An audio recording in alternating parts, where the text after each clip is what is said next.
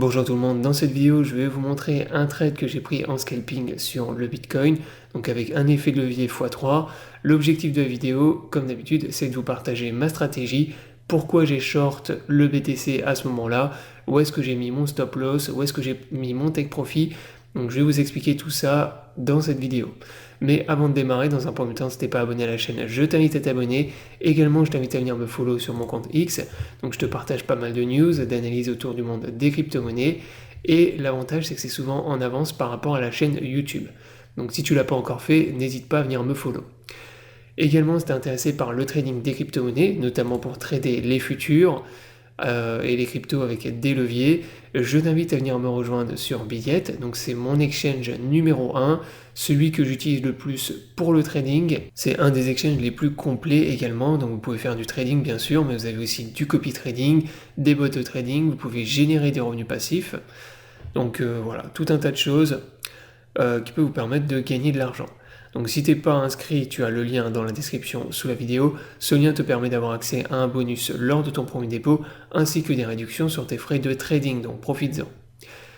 Également, si tu ne sais pas comment trader les futurs sur l'exchange Billet, je te remettrai le lien de mon guide complet où je t'explique de A à Z comment trader les futurs sur la plateforme. Maintenant, on démarre la vidéo. Donc, dans cette vidéo, je vais te montrer le trade que j'ai pris et ma stratégie.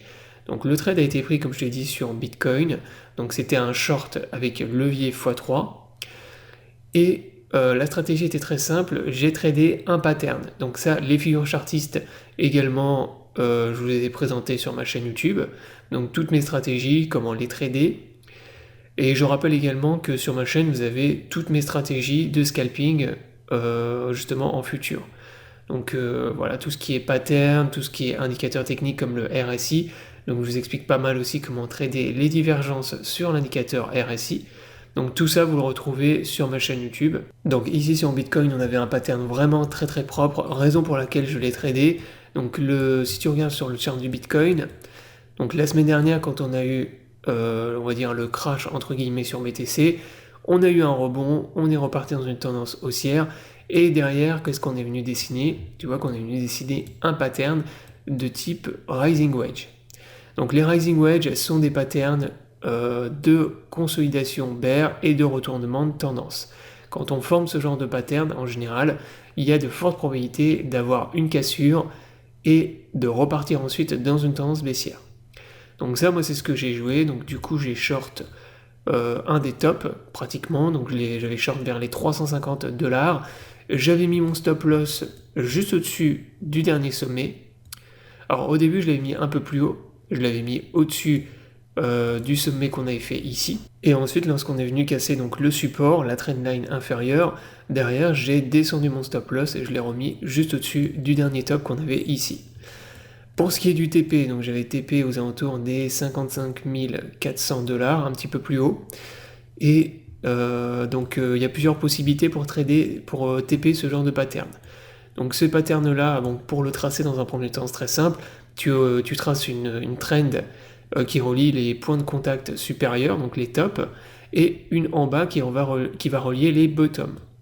Ensuite, pour ce qui est du TP, en théorie, le TP est atteint lorsqu'on a atteint en fait l'amplitude du pattern, et l'amplitude du pattern, ça correspond en fait au prix du range, donc entre le top qu'on a ici et normalement le premier point de contact qu'on a ici. Donc là, on avait une amplitude d'à peu près moins 6,4%. Et si on prend ici, on voit que là, ça n'a pas du tout été atteint. Donc c'est pas, encore une fois, c'est pas une science exacte. Là, on est venu faire à peu près moins 4% pour venir purger le pattern avant de repartir dans une tendance haussière par la suite. En tout cas, en théorie, pour venir purger ce genre de pattern, la target, c'est l'amplitude du range. Une autre moyen de TP en fait ce genre de pattern, et là moi c'est ce que j'ai fait pour pas prendre de risque, c'est de prendre tes profits sur les gros niveaux de support clés que tu as à la cassure du pattern. Donc là tu vois que tu avais plusieurs zones de support, tu en avais un ici, donc le premier support c'était celui qu'on avait ici, c'est dans la zone aux alentours des 55 500$. D'ailleurs tu vois que la zone de support ici, une fois qu'elle a été enfoncée, ensuite c'est devenu une résistance qui a bloqué le cours du BTC pendant on va dire pratiquement une journée. Donc ça c'était une autre solution, donc TP au niveau des supports, donc il y en avait un ici, et celui qu'on avait en dessous ici, c'est le support qui correspondait à la zone qu'on avait ici. Donc là c'était également une zone de support, hop, et c'est la zone de support qui a stoppé donc les bears. Donc là on est venu consolider au niveau, donc en fait entre les deux zones qu'on avait là. Donc on est venu consolider dans cette zone et ensuite on est reparti dans une tendance haussière. Donc là moi c'est ce que j'ai fait sur ce trade, donc j'ai pas pris de risque étant donné qu'il y avait énormément de volatilité à ce moment-là. Donc Bitcoin était hyper volatile. Donc à ce moment-là moi je prends pas trop de risques. Je TP dès que je vois une grosse zone de support qui peut potentiellement relancer une tendance haussière, je me pose pas de questions, je TP dans cette zone. Alors une autre chose également qui m'a fait TP dans la zone de support qu'on avait ici, c'est qu'on commençait à venir former des divergences haussières sur l'indicateur RSI et sur UT 15 minutes. Donc ça je ne l'ai pas précisé, mais le trade a été pris sur UT 15 minutes et là on commençait à venir former des divergences. Donc divergence boule, étant donné que là on repartait dans une tendance haussière, que c'était hyper volatile et que le BTC avait fortement rebondi, j'ai pas pris de risque et j'ai TP dans cette zone. Voilà, donc la vidéo est terminée, j'espère qu'elle t'aura plu. Donc encore une fois, si tu es intéressé par le trading des futurs, tu as tous les liens dans la description sous la vidéo et tu as toutes les stratégies sur ma chaîne YouTube. Je t'invite à t'abonner à la chaîne pour ne pas rater les prochaines vidéos. Je te souhaite une bonne journée et à bientôt pour une prochaine vidéo.